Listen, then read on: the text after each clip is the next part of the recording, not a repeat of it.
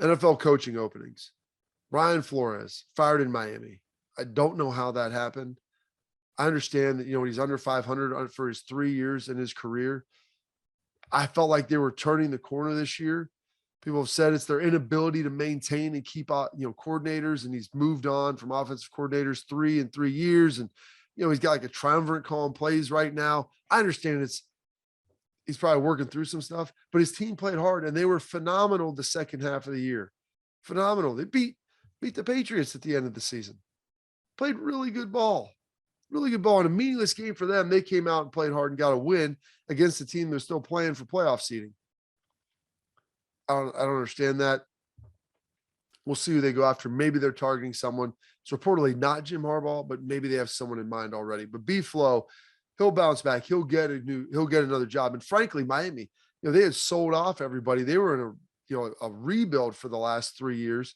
And finally, you're beginning to see the fruits of it. And that's the problem with the NFL. If you ever take over a rebuild, you might not get enough time to be able to live in the house that's been rebuilt, that you built.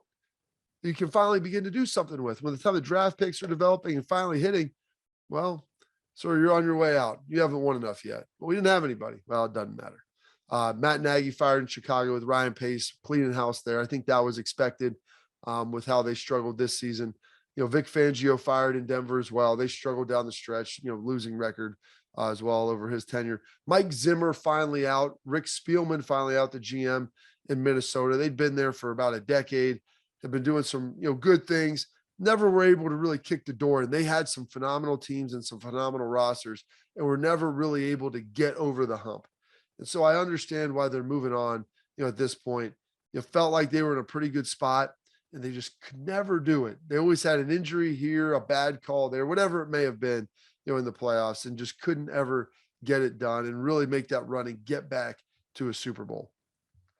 And then obviously the two that opened up earlier with Urban Meyer, Urban Meyer, Jacksonville, and then the Raiders with John Gruden. So 6 coaching openings. Somehow, people in New York are lamenting this. Joe Judge still has a job.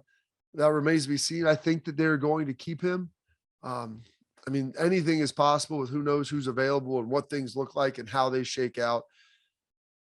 But it looks like Joe Judge is going to be there for another year with New York because they're one of the more steady franchises, the Giants. They don't make snap judgments and snap decisions, but this is a Giants team that they haven't had a winning record in a long time. They've been down for a number of years, and you got to get Saquon Barkley healthy. They've got to retool that offense. It was one of the worst in the NFL this season. I believe they scored 24 offensive touchdowns, which is borderline offensive with how the offensive football is called and played today. So wild to see that. Very, very shocking and surprising, that he's still here. But hey, I said the Giants don't usually overreact.